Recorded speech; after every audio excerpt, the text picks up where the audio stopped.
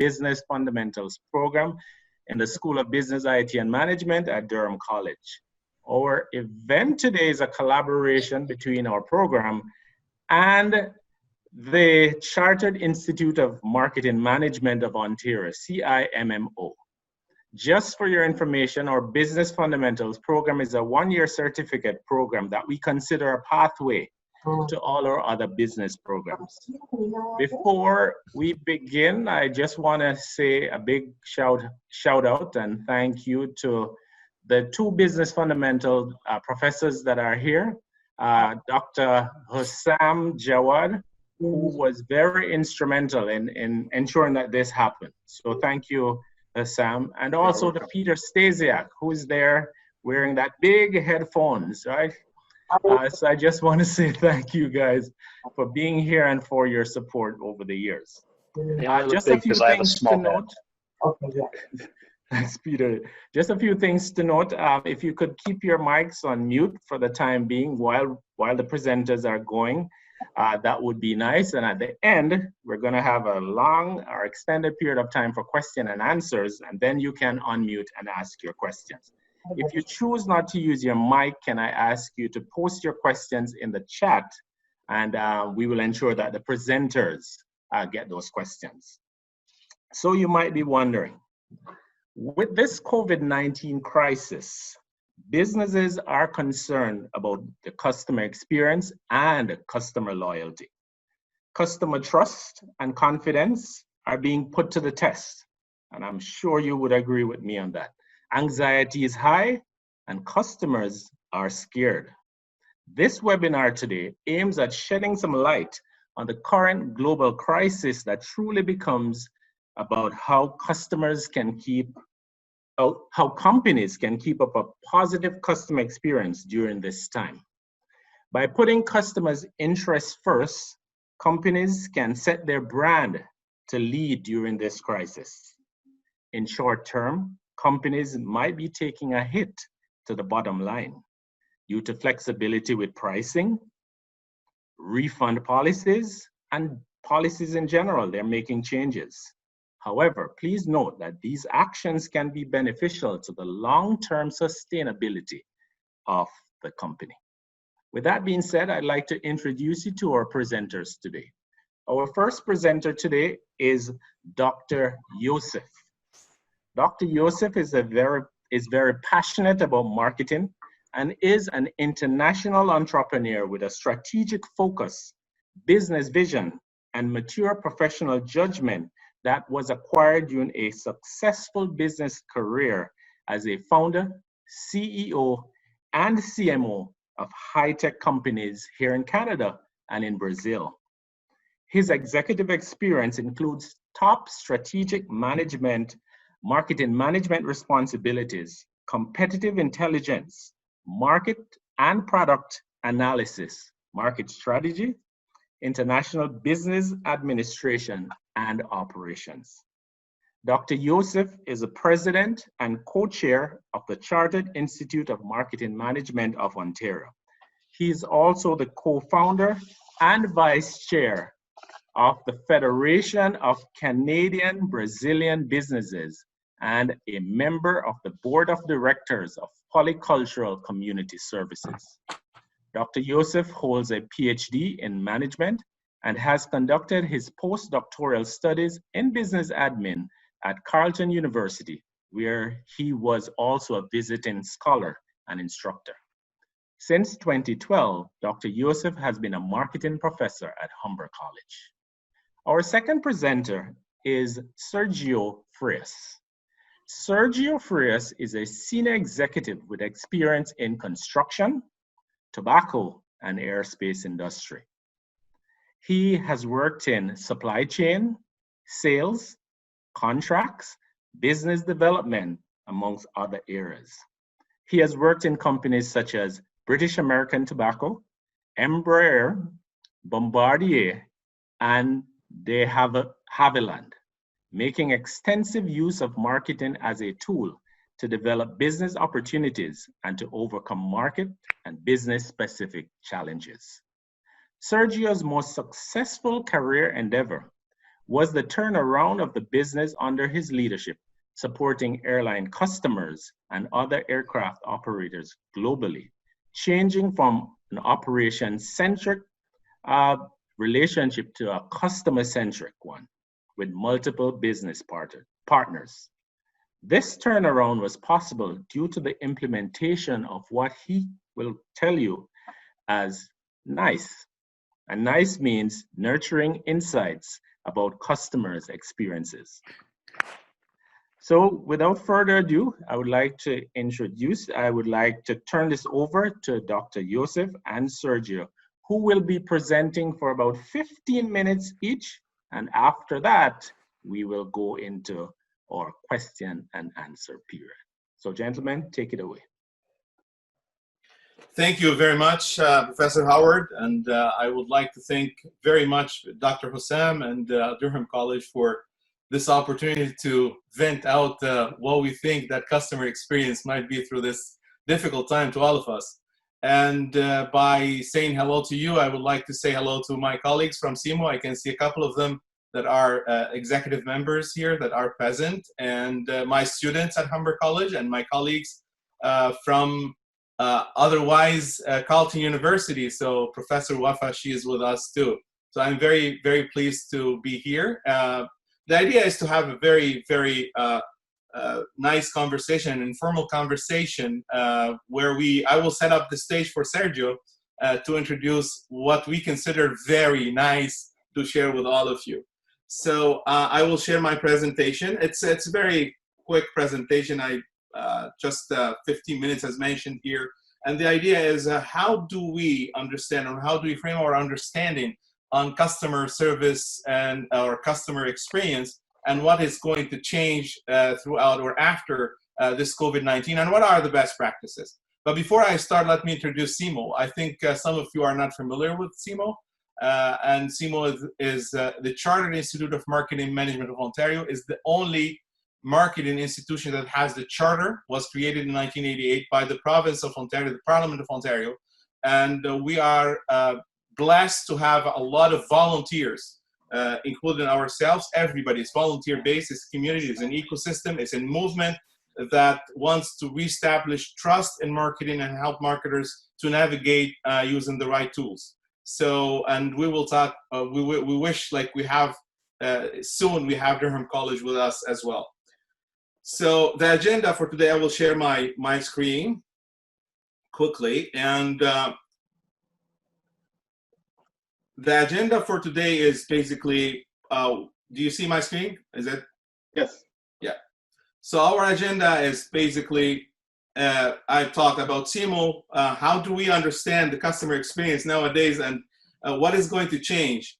And then Sergio will go and will speak about how customer experience is impacted by COVID-19 and how do we respond using the best practices. And then we'll open for, questions and answers. About CIMMO, I've introduced CIMMO quickly, and then we have 2 cool web pages. So please, you are welcome to visit CIMMO.org and CIMMO Academy, which is CIMMOCX.org as well, where we have more than 4,000 courses for free for students and members of the marketing community in Ontario.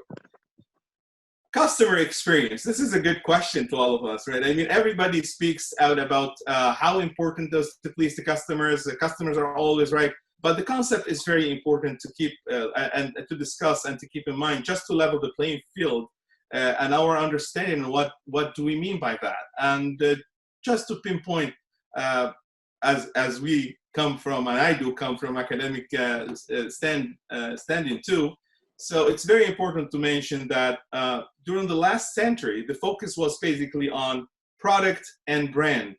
And this focusing basically on the benefits of the product in the 1900s, as you can see in the presentation here, and the economic benefits, what the economic advantages. And then in the 50s and beyond, advertising the brand, emotional benefit, emotional bounds. And then after the 2000s, after the new century, people start talking about, the meaning and what is the importance of these brands for, the customers, and what do they mean by that? And they mean, what is the importance? Now, we all know that customer experience is the emotional attachment that happens between the brand and the customers during their life or micro experience with them when they purchase something, or the whole life cycle with the product. And that demands a lot of other components that still, before the COVID-19 were true, and after the COVID-19, I'm sure that will continue true. So the trust is the main thing, and trust is the most important element. We always buy from companies that we trust, and we follow people that we trust. We listen to people that we trust. So brand, whether this is a personal brand or we're talking about businesses, trust is a fundamental. The confusion of technology, and I will say it's a confusion because there is a mix and mingle between the digital me and everybody else, and there is a crisis of identity. So how do we frame the customer? Who is the customer really? Is this the social media persona? Is it the physical persona? What is the combination of both? So there's the rise of digital me and virtualization of people and artificial intelligence.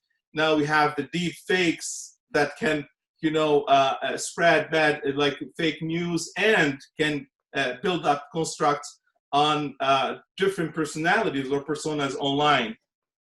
And because of that all, we end up with the entangled reality, where the question always is, how do we distinguish between the genuine experience and the artificial one? And how do we measure that as an organization, even as people, consumers? This is a great question. And that was before the pandemic is hitting. So we have all of these paradigms in customer experience, and we were always questioning ourselves about them. But most importantly, the huge discussion was about the ethical framework. Like, what kind of ethics? And marketing has been always under scrutiny when it comes to ethical behavior. Gallup last year conducted the research in the United States where the marketing profession came just above the politicians in terms of consumer trust and ranked 23rd as a profession. So ethics was always questions, and because of many reasons that we are not going to discuss right now in marketing, but what kind of ethical framework should we use to approach this new reality that was created before the COVID-19? With the COVID-19 pandemic, things have been impacted and changed, but some of those things that I mentioned in here, in my opinion, are still standing. So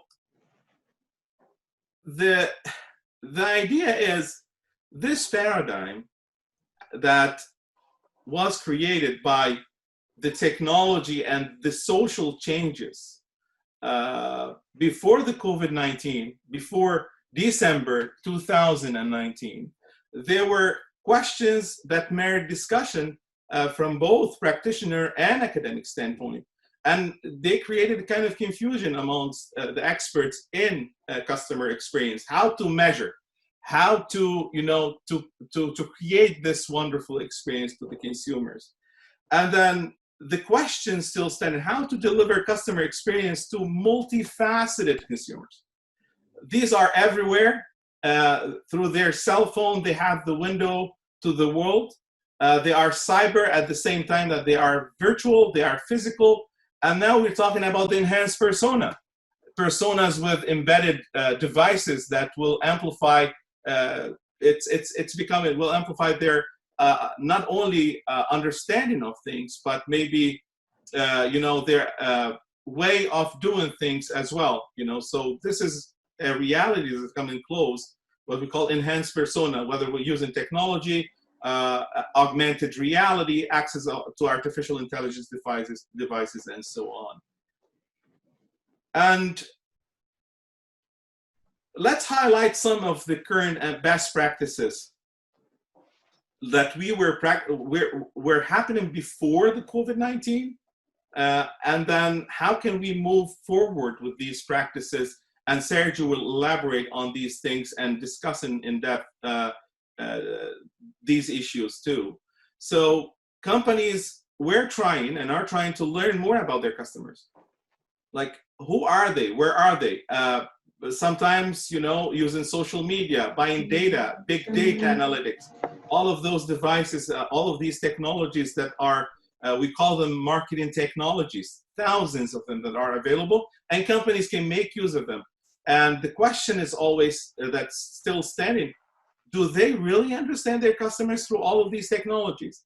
And some argue that yes, because the customers have a digital behavior that indicate who they are, and because of social media analysis, and we all have heard about the, you know, Cambridge Analytica and micro-targeting, all of those things in marketing.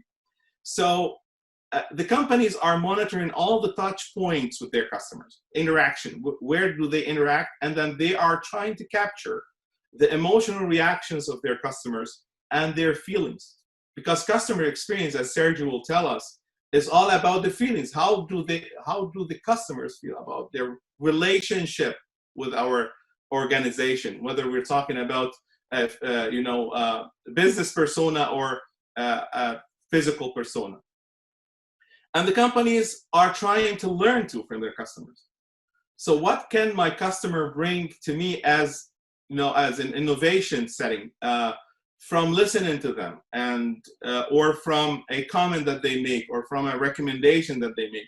And I want to pinpoint too here is that not only from external customers, but there are those what we call internal customers, the suppliers, the employees. Those are the most, amongst the most important elements in the business setting and operations.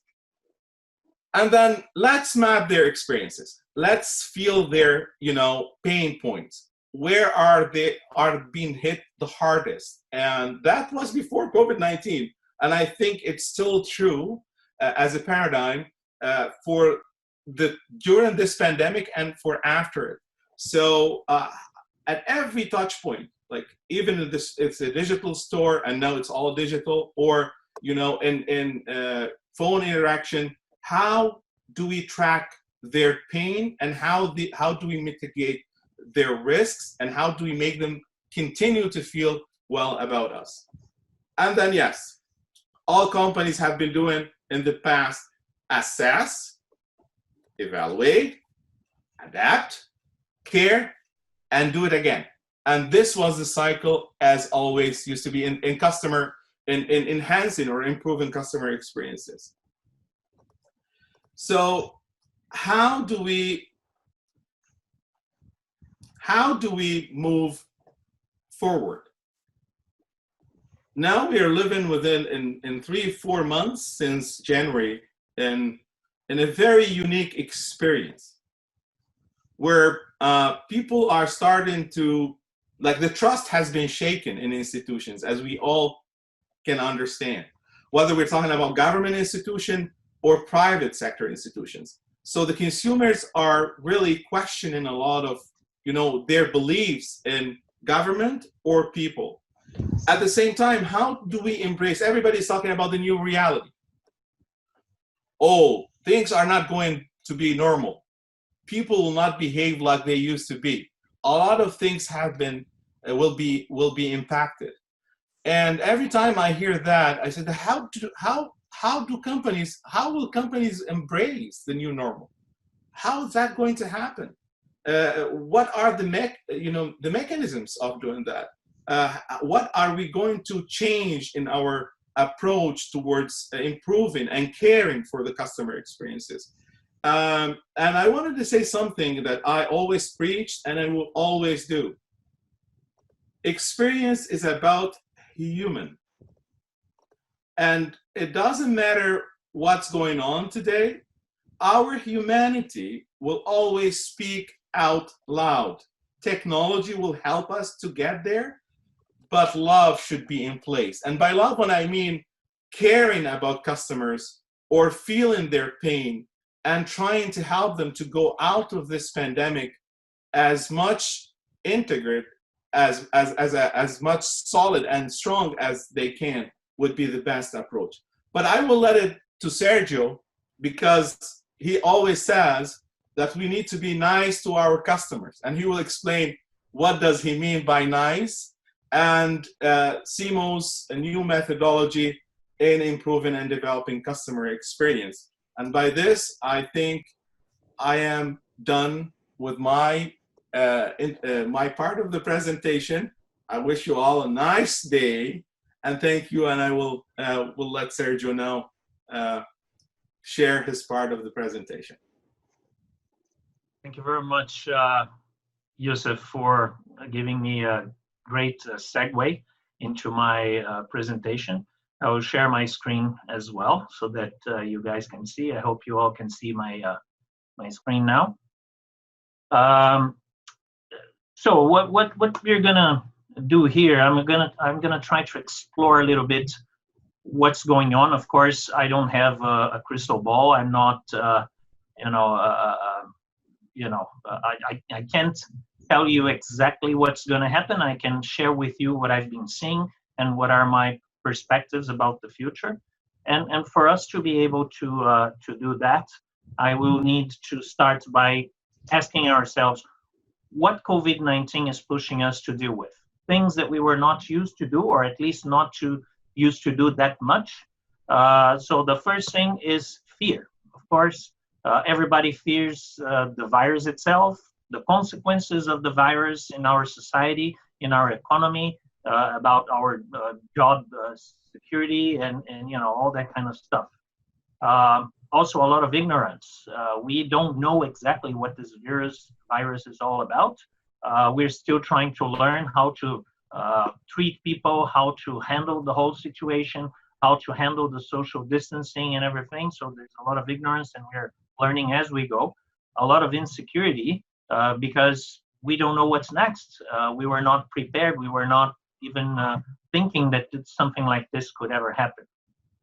And of course, fake news, which actually makes the first three bullets here to be much worse. So we feel really bad because of the, a lot of fake news that we hear every day. And people are very confused. They don't understand, they don't know what to do, what to think about what's going on, let alone, think about what's the solution.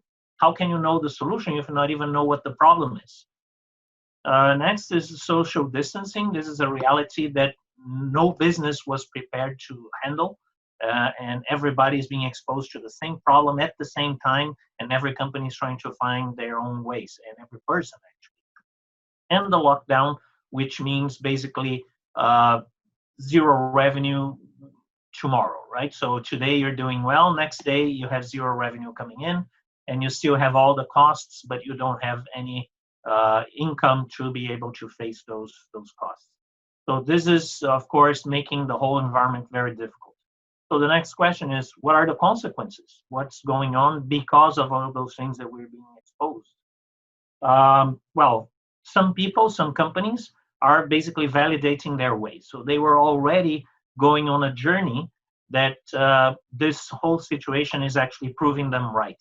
So they were already dealing with this virtual persona. They are already developing their business as a digital business. So they are now just surfing the wave. There are some others that had their standard customer experience processes completely disrupted because they were used to deliver the experience face to face directly to the customer. Now there's no customer in the store, so they have to figure out a way to deliver their customer experience another way. And they were not thinking of changing anything, so that's really a big disruption. The worst part is that most companies, they don't even know how to react, because we already lived in a world of VUCA, right? So the volatility, uncertainty, complexity, and ambiguity. However, things got so much more complex, more volatile, more uncertain. So it's very difficult to figure out, how do I solve the problem? As I mentioned before, we may not even know completely what the problem is. We don't know for how long it's going to last. But still, we have to come up with a reaction. We have to come up with a plan. That's very tough. And a lot of companies realized the hard way that they were not technology ready. They thought they were okay because in that that life that we were living, they were okay. They were doing okay with their business. The reality showed them wrong, right? So they realized that they are far from being ready. And unfortunately, you can't simply change technologies or implement a new technology like this, right? So you have to figure out a way to catch up. Another thing that we're having to live with is lower service levels. We are all experiencing that because most companies, the vast majority of the companies, the service providers, and all the interactions that we normally have, they were used to a certain way of delivering the customer experience or delivering their services or products. Now it's completely different, and we understand that. So we're living through this with all our providers lately, at least the vast majority of our providers. But we can understand because we ourselves, we're having to adapt our lives completely. So we're very understanding of the situation, but not for too long. Saving cash to survive, at least the most important, the smartest companies are saving cash so that they can survive, right? This brings a lot of problems, like just an example, the airlines. They took your money to fly. They're not going to fly you. They're not going to give your money back. They're giving you a credit to fly later. The same with a number of other providers. And then we say, oh, those guys, they have no clue what customer service is, what customer experience is. Actually, they do. The problem is if they give the money back, they will be bankrupt. So they will never be able to deliver customer experience again. So this is a very difficult equation to handle because you have to do things that your customer is going to hate, but at the same time, you have to guarantee that you're going to be there for them in the future. As a consequence, in summary, we're exposed to bad customer experience all over the place. Everywhere you go, you have waiting lines. You're treated like cattle sometimes. You're not getting what you need when you need because of companies are simply not used to deliver in this new way. So the next question then would be, what are the companies doing? What are anyone else doing about all this? Some companies are surfing the wave. They are enjoying this opportunity because it's exactly what they have been prepared to do over the years. I'll give an example later, but there are some that are enjoying this.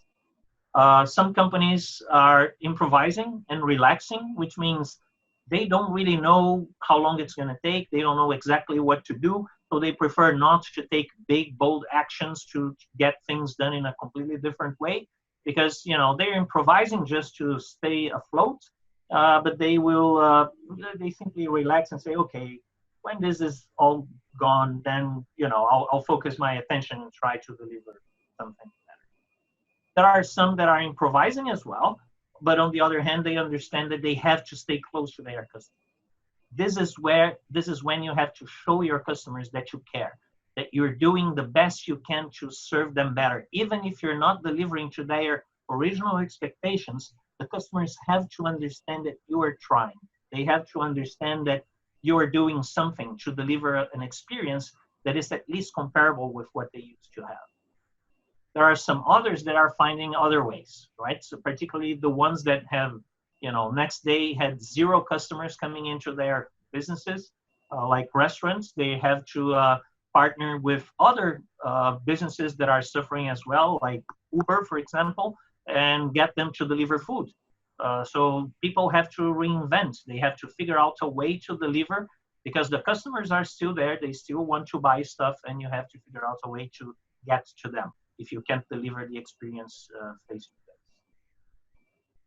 Some others that I believe are the smartest ones, they are communicating with their customers. Even if they can't deliver anything better now because whatever change to make it better would take too long and cost too much, they are interfacing with the customers. They want to make sure that the customers understand, the customers know that they care and they will be there for them when this is all over. So communicating with customers is probably the most intelligent plan, or most important, most intelligent action at this point. Some companies are simply blaming the virus, particularly the ones that had performance issues in the past. They are now using the virus as the excuse for not delivering the performance, which is bad. I mean, once this is all over, they will be so, they will be positioned in such a bad spot that it will be very difficult for them to recover or to, keep their customers. But believe me, I've been seeing this every day. People keep saying, "Oh no, I'm not doing this because of COVID." Well, you were not doing that before. I know that, right? But anyway, that's life. And there are some companies or some people that are simply sitting and waiting. They have no clue what to do, and they are simply waiting for the normal to get back. The bad news is that the old normal will never come back. There will be a new normal. We don't even know what the new normal will be, but we definitely know it's not going to be like the old normal. The problem is that the customers are now learning other ways. They're being exposed to other ways of doing business. They will never forget that. Of course, and the way I see it, and I'll mention that down the road here, I believe that COVID didn't bring anything new to us except for the social distancing and the lockdown themselves. Everything else, what COVID did was to accelerate. COVID is a catalyst to trends that were already there. And then we know that things are not going to be the same because this path has already been accelerated to a point that people now are used to other ways, and they will expect that to remain in their lives, although they will want to go back to, going to restaurants, having a beer with their friends, have a barbecue in a party. They will still want to go to shopping malls. They will still want to go spend vacation in Tuscany, but they will want to have the best of both worlds. The main changes that we'll see is that there will be new sanitary protocols. We'll be exposed to things that we were never exposed before, and we have to figure out how those apply to each kind of business and each kind of relationship with your customers. So how can you deliver a customer experience having to abide by those rules that will be upon us? That's what I just mentioned, that COVID is a catalyst of trends. Those home office is something that was already there, but now it took a completely different level. It went to a completely different level. People will have to figure out how to deliver that personal touch in a digital format, in a digital manner, because the customers, they're getting used to interfacing digitally now. They are not gonna give up, touching people in the future, having face-to-face conversations, but they will want the convenience to not to have to meet someone if they don't want to. And the consequence is that expectations will change. People will not have the same way of seeing your product, your service, and your delivery of the customer experience. They will have other expectations that were driven by these few months that they are doing things in a different way. The problem is that I truly believe that things will get worse before they get better, because in the beginning, in the first month, our expectations were brought so low that we didn't feel that much. While now we're still we're still not being able to do things the way we used to do, but our expectation is growing because now we miss the way we did things before. So even if things don't get worse, we'll feel like it's getting worse. And there are a few cases, and I'll give some examples, that I truly believe it's going to get much worse.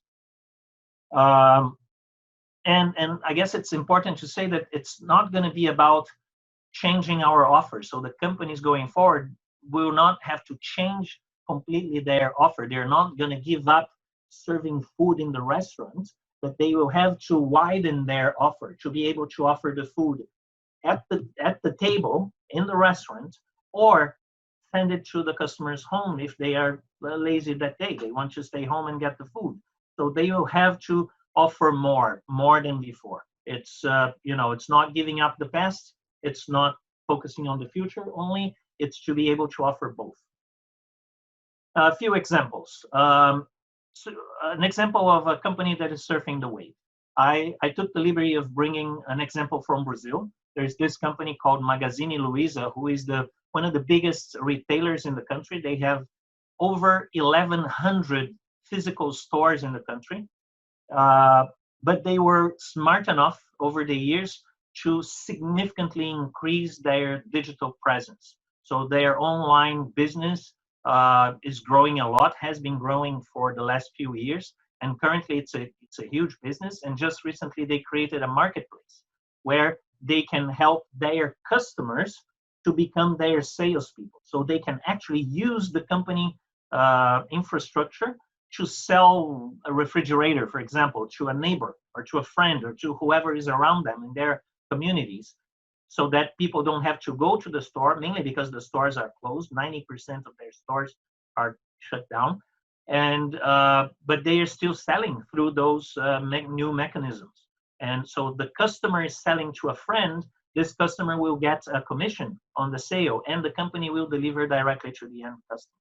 So with this COVID situation, their model is growing so fast, and they're getting so many more customers, and they're they haven't fired one single person yet. Remember, they have 90% of more than 1,100 stores, physical stores, closed for more than 2 months now, and they haven't fired a person because they're surfing the wave. Airlines, it's the end of customer experience as we know it, at least for now, and I believe for a long time, because there are two issues there. The first issue is that first, the airlines will have to adhere to the new sanitary protocols. This means that they will not be able to fill the airplanes, so they will have less people than enough to pay for the cost of flying the airplane. Besides that, they will not be able to deliver the service as they used to, handing food, granola bars, water, whatever. Even those things that we complained a lot, we're not going to have those. I doubt we'll have any service in the beginning. And again, we will start missing those things that we hated, like the pretzels. Well, where are the pretzels? So it's going to be crazy. And this is driven by the sanitary protocols, and also because of costs. They simply won't have enough people to pay for their costs, because people will have to be far from each other inside the cabin. But more than that, there will be no demand for a long period of time, particularly the leisure travels. There will be no demand because a lot of people were fired, so they can travel. Those that were not fired are afraid of being fired, so they are not going to spend the money. A lot of people were forced to take vacation now, so they won't have vacation for the next year. A lot of people that have vacation, have money, they're not afraid of losing their jobs.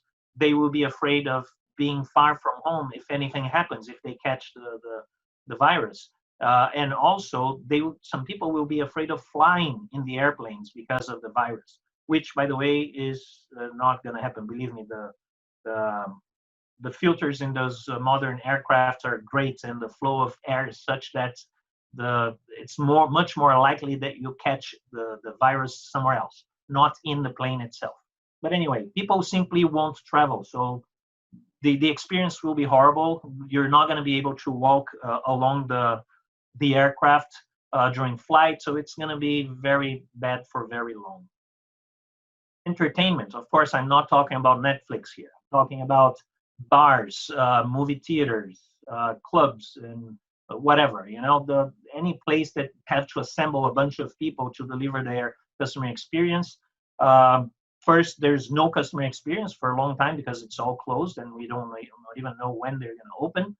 But when they open, it will all depend on how the sanitary protocols will affect them, and whether they will be able to stay in business with keeping the costs high with very low revenue in the first moment. Next is healthcare. Look, healthcare, of course, there's a lot of demand, and they're thriving. The problem is that they're overwhelmed because of the sanitary protocols. It's very difficult to deliver good quality customer experience. Most of the hospitals are actually locked down. The patients, they can't even bring a relative into the hospital, the building itself. So the customer experience is highly affected, and I don't think it's going to change anytime soon. So it's very difficult. Next is education. People are still trying to figure it out, especially for younger kids. Even if you find a good digital solution that will provide content to keep the kids focused uh, outside of their normal routine inside a school classroom, it's very, very difficult. So this is going to be, the experience there will be very complicated. Aerospace, we discussed this already, but it's going to be very difficult for the companies to survive, mainly because um, airlines, if they're not flying, they don't have money. And although it's better for them to fly new airplanes, it will be difficult to justify spending a ton of money to get new airplanes and retiring the old ones, especially if the old ones still have some life in them, right? So it's going to be very expensive. We have to sit and wait, but the airlines will need the aerospace companies to survive because they have to keep their airplanes flying. So someone has to service their airplanes, and this industry has to survive. So what could be a possible solution? Yusuf mentioned that already. I was brought to the CIMMO as the Chief Customer Experience Officer to develop some kind of training and a certification protocol or process to certify companies and individuals that want to work with customer experience. So the idea is to create an environment where people can understand the complexities and can structure their plan to convert their organizations from process or product-oriented organizations into customer-oriented organizations, right? So because I had this experience at one of the companies I worked for in the past, I was invited, and I'm very glad to be able to develop that. So the program that we're proposing is nice. We are working on that, putting that together. So please stay tuned. Hopefully by the end of the year, we'll have this program available, and then you can go there and check it out. It's quite interesting. But I will try to give you a summary of what it entails. As mentioned before, NICE stands for Nurturing Insights About Customers' Expectations or Experiences. It's actually both. And it's basically a people and organizational development program that aims to transform the product or process-centric companies into customer-centric companies. So because I worked for aerospace for over 20 years now, I will make a comparison of the program with what I like the most, which is actually seeing airplanes flying. So just for you to have an idea how the program works. So in the beginning, when you have a need to travel, you're there at the check-in at the airport. This is equivalent to the part of the program called context. That's when you have to understand where you are and where you want to go. So understand what is around you, what are the problems, the pain points, the issues that preclude you from delivering great customer experience. The next phase is it's when you're boarding. While you're boarding, the pilot and the co-pilot, they are they are approving the flight plan. They are looking at the maps and the charts, the weather forecast and everything to figure out what is the best way to go from where you are to where you want to be. That's equivalent, nice, to benchmarking. That's when you figure out who are the ones that deliver the best customer experience and the best processes and the world-class performance in anything that you want to change in your company. The next phase is the taxiing, when you're moving the aircraft to go to the runway and take off. So when you're taxiing, that's when the pilots and the co-pilots, they're checking everything. They're looking at all the details, all the systems in the aircraft, trying to figure out what is working and if everything is okay, if you're prepared to actually take off safely and get to where you have to go. This is equivalent and nice to the customer experience mapping. That's when you're gonna check all the touch points with the customer, not the standard ones. And when a person calls and a call center representative answers the phone, not only that, it starts in the beginning in the marketing, when you're giving a message about your brand, about your product, about your performance, and then goes all the way through the sales process, the contracting process, the delivery process, and after you deliver, how you support the customers. And we have to always keep in mind that customer service only exists because the customer experience failed somewhere. right? So one of the expectations of the customer didn't work well, then the customer has to contact you to complain, and you have to deliver service after the delivery of the product or the service because there was a failure before. So that's what you have to map all of that so that you know exactly what you have to treat when you're actually flying, right? The next phase is when you actually take off and you're gaining at altitude. This is equivalent to the essence of NICE in the program. In this point, what we're trying to do is we try to show different levels of performance when it comes to customer experience.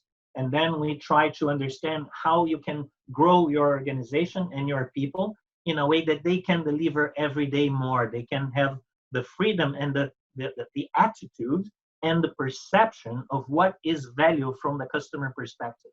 So you got to get them to grow into their position. So it's not only deliver what the processes of the company tells you to deliver, but being able to go around the process and deliver great customer experience without bankrupting the business, right?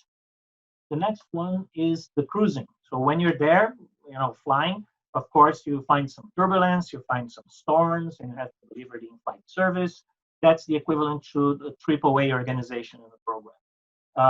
AAA organization, as the name says, is where you have to build an organization that will be top-notch, that will be great, that will be amazing when it comes to its ability to understand and deliver great customer experience to your customer. In that part, it's important to mention that having great people is not enough. Having people with the right attitude is not enough, because people cannot deliver great customer experience if all the systems in the company don't allow that to happen, right? You have to be sure that not only the people, but the organization, they're all set up to have the proper ability to understand and to be flexible enough to be able to deliver based on what the customer understands as value, not based on what your business understands as value.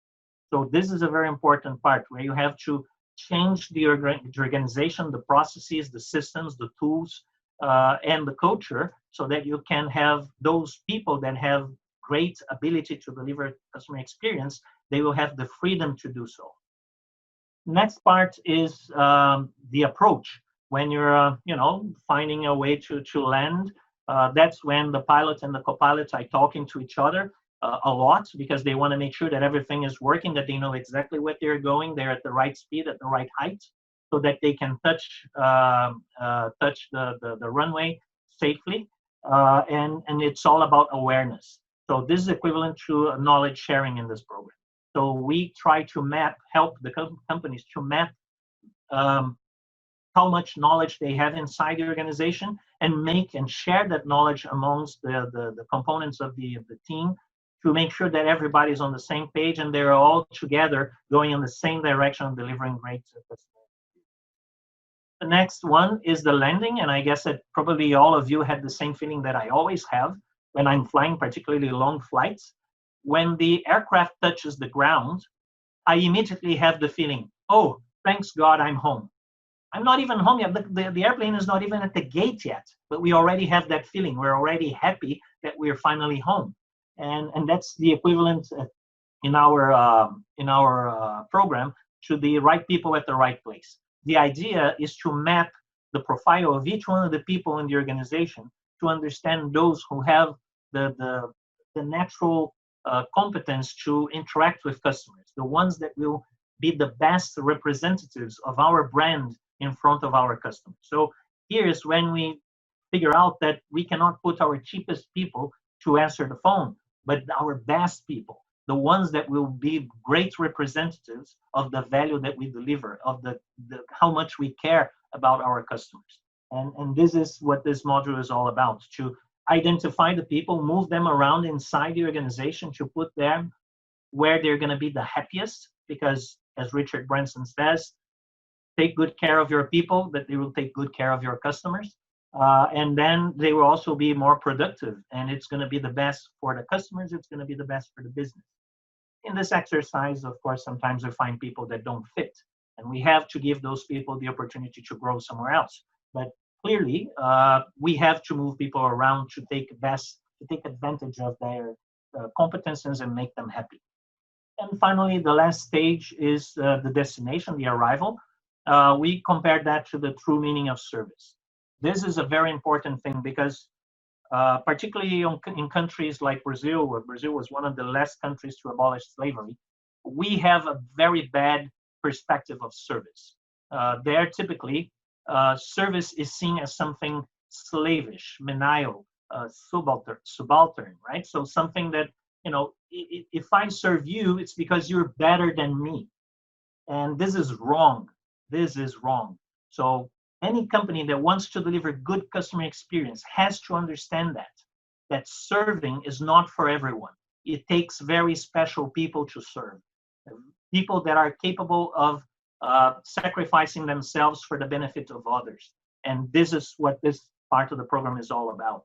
So this is the paradigm that we have to change so that we can make this entire journey across the program to actually make sense. And we have to instill that into the companies so that they understand the true value of service, and we start to give wings to those people that can deliver the great customer experience. So this is it's a big nutshell, but this is the program in a nutshell.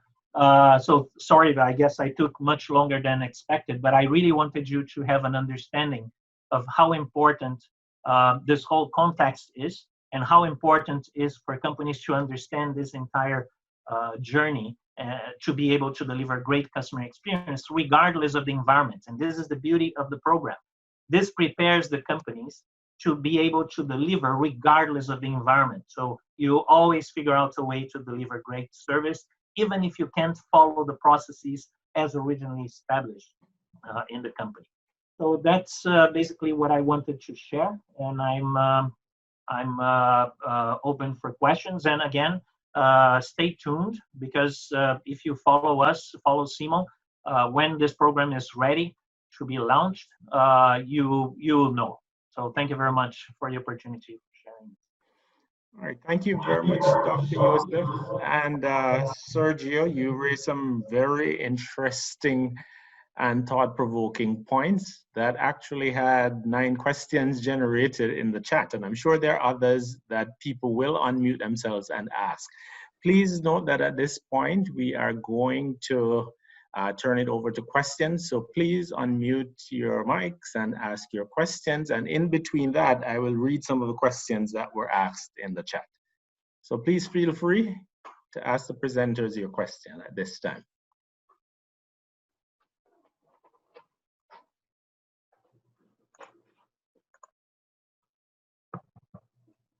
Yeah, I guess I spoke too much and people slept.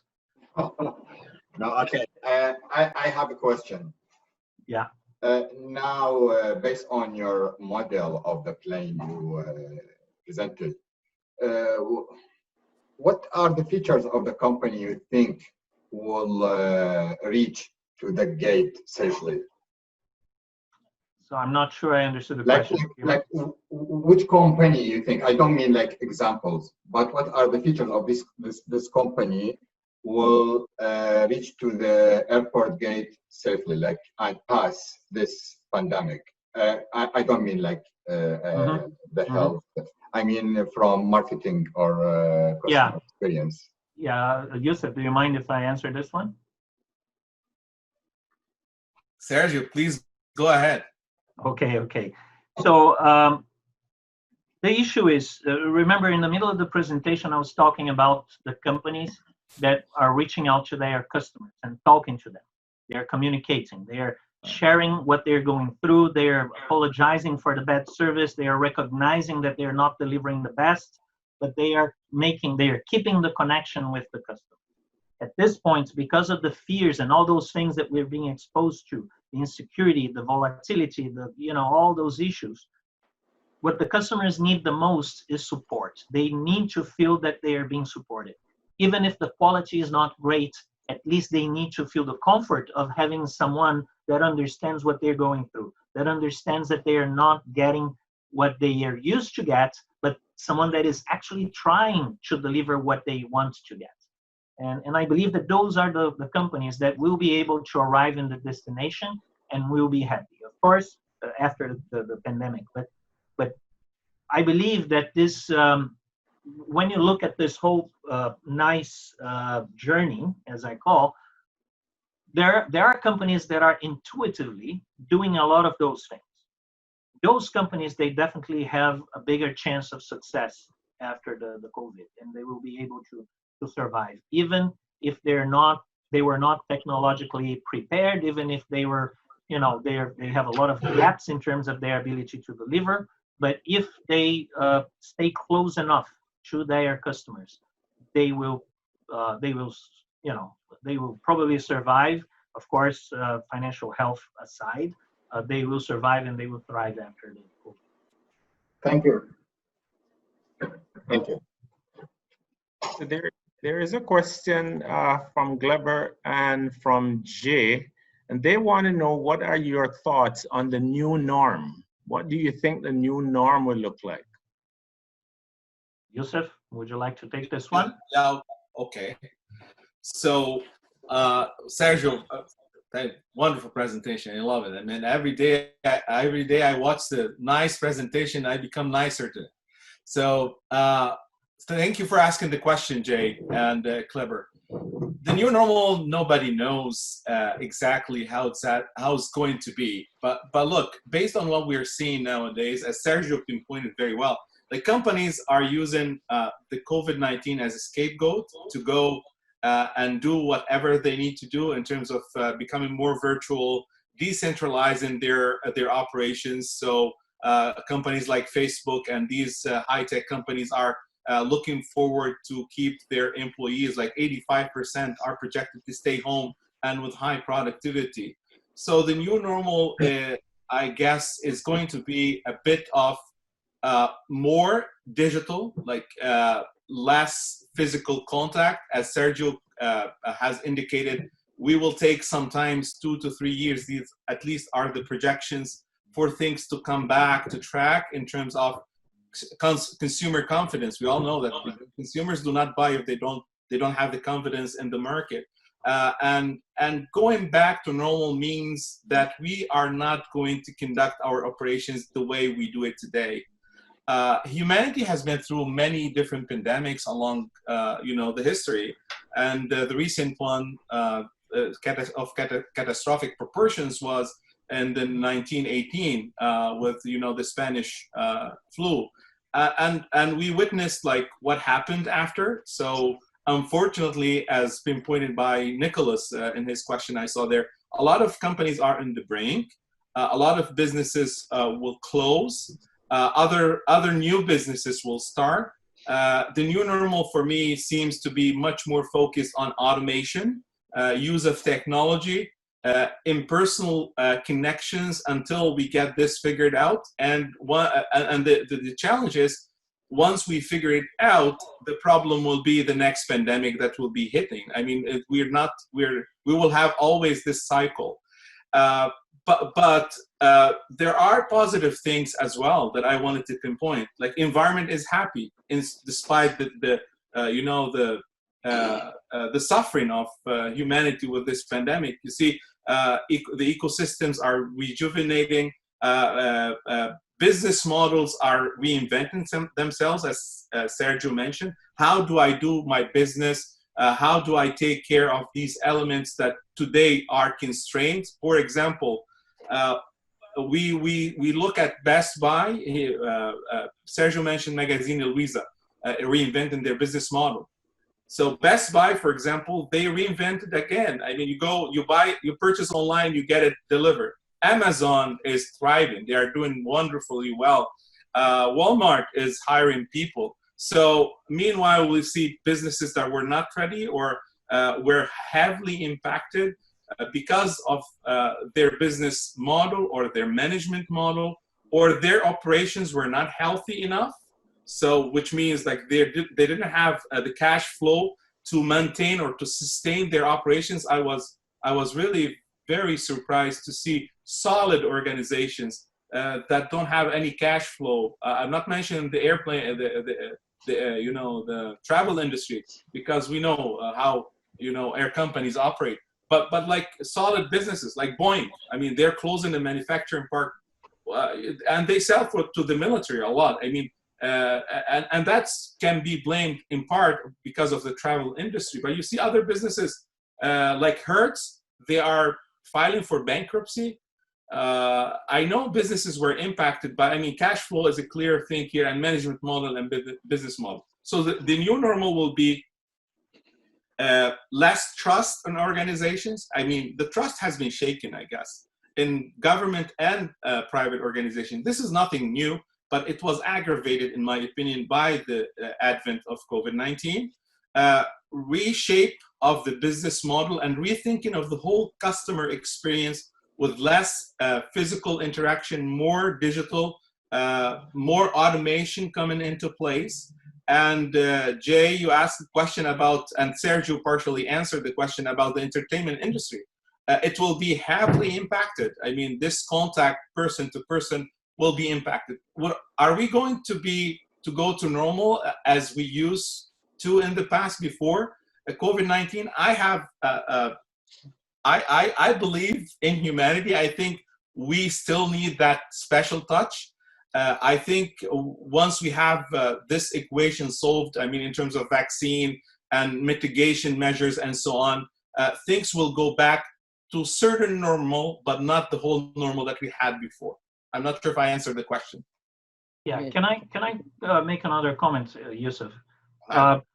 One interesting thing is that the way I see, if we had exactly what we're having now, if we experienced this back in the 80s or 70s, it would be a lot worse, because the infrastructure to deliver service or customer experience or whatever to get food to the people would be so much more difficult, and a lot more companies would bankrupt, because today we have a lot of startups. Startups are led by people that are a lot more flexible.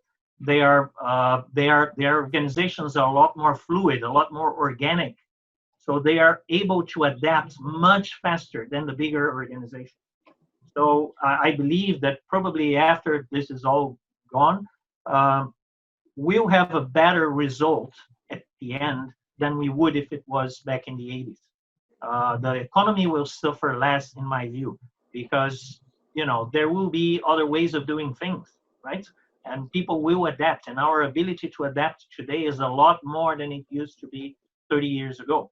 Especially because of this characteristic. I remember the other day we were having a conversation with an MP that is one of the founders of the Federation of Canadian Brazilian Businesses, and he was saying how much the Canadian government is focused on supporting the growth and the deployment of new startups in all ecosystems in the country, because they understand that the growth of the country will be there, not necessarily in the big organizations. And this is something that will probably help us. And the aftermath will probably be better because we have a lot of startups all over. And a lot of people that were used to work for brick and mortar companies, they now will have an opportunity to change their careers.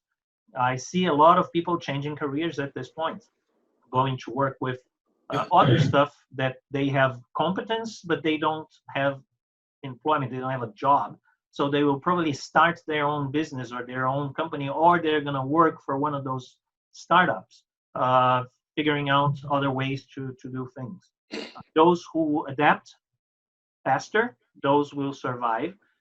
Those who insist on doing things the good old way, those will suffer. Thank you very much for those questions and answers. I am respectful of your time, so I wanted to say that it was 5 minutes past 2. So for those who have to leave us, we really appreciate you joining us today. However, Yusuf and Sergio have agreed to stay on a few more minutes to answer questions, so please feel free to ask your questions. I know Peter had a question in the chat. Apparently, he just left, but if there's anyone that wants, I think Nicholas has a question. Yes, I Okay, do. so go ahead. Thank you. Thank you, gentlemen, for taking the time today to share with us your insights. I have a question regarding, as a direct result of COVID-19, the concept of globalization and its impact, direct or otherwise, on supply chain and management, and ultimately the customer experience and all associated attributes. I think more and more nations, as a result of this, at least in the short to midterm, are going to want to become a little bit more autonomous and relying less and less on an integrated, I guess, economic model that we have now. For example, masks are coming from China. Meantime, we have shortage of masks here in Toronto and Ontario and in Canada. We want to start making our own, and that's just one small example directly related to what's going on now. How do you see on a wider scale across all sectors the concept of globalization having an impact, good or otherwise, on local economies? Can I comment? Sergio, that's your area. Yeah. So I definitely see that there will be an impact, particularly the way I see supply chains are going to become a lot more important than they used to be.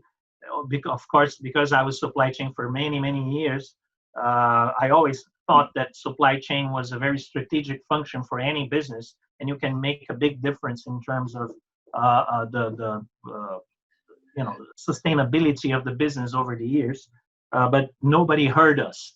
Finally, people are feeling that on their skin. They're seeing that supply chain is very important.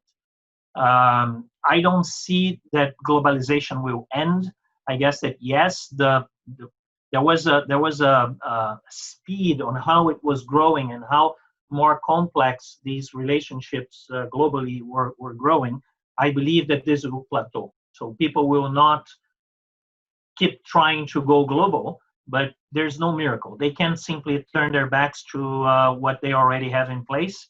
The cost issue is a big issue, so it's very difficult to change, especially if you're going through a recession. You can't simply say, oh, starting tomorrow, I'm going to make it myself, right?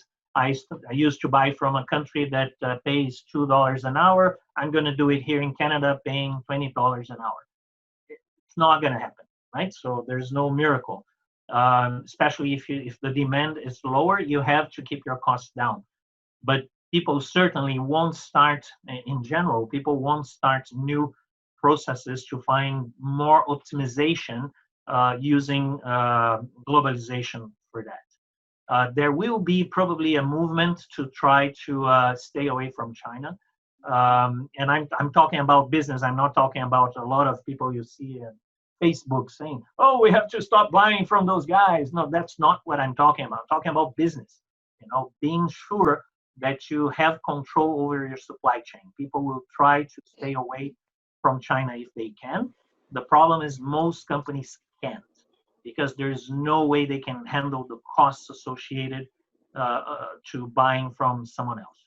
So yes, there will be a slowdown. No, I don't think people will stop globalization. It's not the start of the end. It's just a slowdown on the way globalization will work. And especially now that we have ways to communicate and manage business remotely, I guess this goes in favor of whatever we've been doing over the years in terms of globalization. But clearly, people are afraid, and supply chain is becoming a lot more important for the business. It's going to be on the top of the list of priorities when it comes to managing the business in terms of strategy. So that's how I see things progressing. I can add something for you. Yes. Nicholas, thank you for your assistance to CIMMO too. You've been dedicated and volunteer member.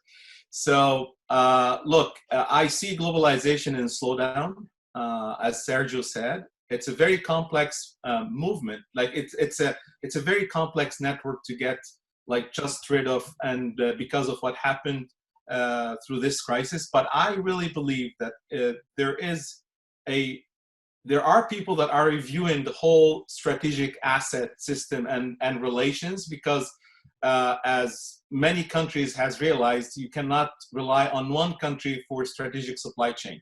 And I think this is going to change. And maybe shift from partnership with certain country as the main provider towards other countries that can provide as much as and in much more reliable way and cultural alignment than the countries that they were used to buy from in the past. That's the way I see it. In strategic assets, yes, I think there are a lot huge dependency on one country in providing. Or two countries, one for biochemicals, which is India, and the other electronics is China. And I think countries are realizing that cannot continue to happen. And obviously, in the philosophical side of it, we are witnessing the redesign of the world order, where new players are, emerging, and Europe will be playing much more role in developing maybe new technologies or new supply chains with other countries, and the United States more concentrated. We will have more cocooning in North America, as far as I can see, where the United States will be revitalizing their industries. Canada in between Europe and the United States, as always has been. So there will be a reshape to this global supply chain model. But I endorse what Sergio said. I don't think it's going to end. It will be reshaped with a new global order, maybe, and other influences emerging. Yeah, and strategic sourcing will become a big power in the organizations going forward. Some solutions that are being developed, like, for example, I don't work for IBM, but IBM developed a tool called Watson for sourcing for supply chain. That type of tool will be very, very attractive going forward, because they use artificial intelligence to manage supply chain. So they will understand all the dynamics of what's going on around the globe, and they will give more importance to that now, because they will try to avoid being in situations like we are with masks or respirators or whatever.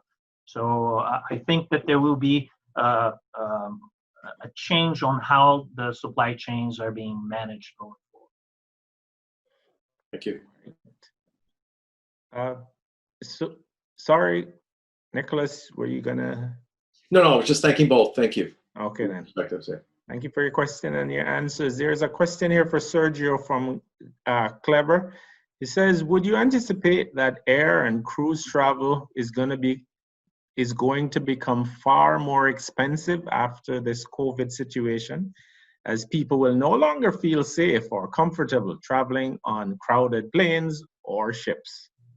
Yeah, this is going to be a great fight, because the moment certainly the costs will go up because of the sanitary protocols. To operate anything will cost more to whoever is doing it. However, the demand will be low. If you put the prices up to cover the cost, then you have a bigger problem in hand, because nobody will travel at all. So it's going to be a very fine balance. I tend to believe that the prices will go up, but I don't think it's going to go up that much, because then they will totally kill the industry. They will have to rely on governmental support in the beginning to be able to keep airplanes flying, keep ships sailing, because otherwise they won't survive.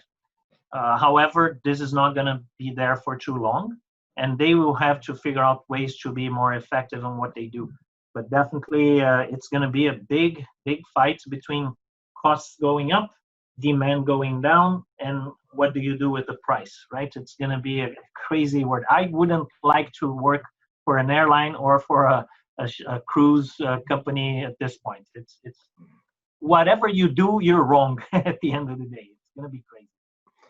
All right, thank you for that answer, Sergio. There's a question from George. He says, in terms of buying for the first time from a company, do you think that today's customers trust more opinions of strangers which comes from online reviews, or in brand endorsements? Maybe Yusuf, do you think you can answer that one? I can. I have my opinion, but I prefer that. Okay. You talk first. Well, obviously, in the marketing, marketing is an art, and endorsement is part of attracting new consumers to follow the brand. But at the end of the day, like the first, there is a first incentive to embrace the brand, which can be celebrity endorsement, and it can be good reviews, online reviews, and we know that there are some reviews that are being paid. So the ethical framework here is an issue, but not all companies are like that. And you still when everybody is going to purchase from online, the brand reputation is really fundamental, and endorsements too, and reviews too. Now, as I'm sure Sergio would agree, after the purchase is the real issue here, and how the experience has been. And then we have the micro experience, what we call when the micro one, you have one transaction, and then once you are in the pipeline, you become the customer. And then here we have a life cycle experience, which is the macro experience. And this will be determining whether you come back or you advocate for this company. So I'm not sure if I answered, but Sergio certainly has something to add. Yeah. No, that my opinion is aligned with yours. If the question is specifically about the first time buy, my feeling is that people will tend to believe more in endorsements than in recommendations or whatever, because I showed in my presentation, there's so many fake stuff on the web these days that everybody questions whether what you're reading is true or not. So if I had a reputable business endorsing, or reputable person endorsing my product, it will probably go a long way with whoever, and while a lot of strange people that may be robots, that may be just people paid to write reviews or whatever, you never know what the real experience is. So for example, and I'll give my personal example, I only read reviews looking for the bad ones. I simply ignore the good ones because they are of zero value to me.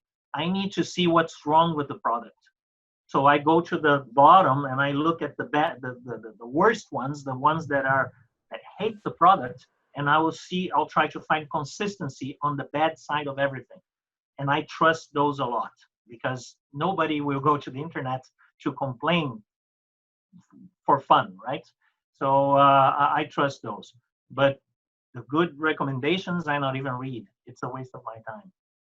So, but I do trust reputable people and reputable businesses, recommending a product. Sure. Can I just squeeze something in there? So, touching a little bit on ethics, reviews oftentimes are fabricated or manufactured, but also a lot of times brands tend to remove the really negative ones. So then you get into fake news. Again, how do you know what you're reading is true, and if those negative ones are truly negative, and even the positive ones, if they're actually true or not manufactured? Would you like to answer that, Yusuf, or do I continue Well, with mine? I would like Nicholas. It's very hard to know, as we all know that. I mean, it's very hard to distinguish. What Sergio mentioned that I agree with is the consistency of the claim. And so you see like two or three people talking about exactly the same feature that they appreciate or they do not appreciate. That there you see consistency in there, but it's very, very hard to distinguish and to make distinction between the good and true review and the other one around. There are a couple of other websites that are neutral ones that offer maybe much more honest reviews, but I honestly, departing from competitive intelligence perspective, I can see how that may be faked and easily faked. So the ultimate thing is just, you may get the risk, and let's see how the experience goes. And if that works out, means that you made a good choice. If it doesn't, you start like using your word of mouth, which is the most effective marketing tool, as we all know. and then yes, the brand will be badly damaged. Yeah, let me make a comment there. People who hired people, they know that when you're interviewing people, you always ask the question, so what is your worst problem? What tell me something that you are not good at. And people normally answer the question with something that is, oh, I'm overly committed to my job. And they always give answers that can be seen as a good thing, right? That's exactly how I read the reviews. If I read something that can be turned into a good thing, I know that this is fake, or that person has nothing better to do. They just stay there, writing reviews. But also it's not a person for me to trust anyway.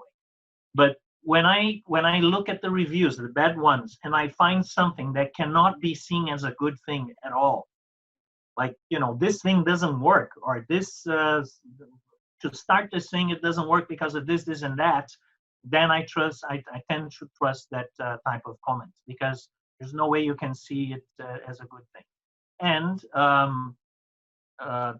sometimes you see a kind of a pattern of reviews saying the same thing over and over again, something that is very, it's not a big problem, but you keep repeating that. And then you say, well, it's weird. Why so many people would comment about something that's stupid? That's probably fake. And then I try to read the ones that are more specific in terms of the problem itself.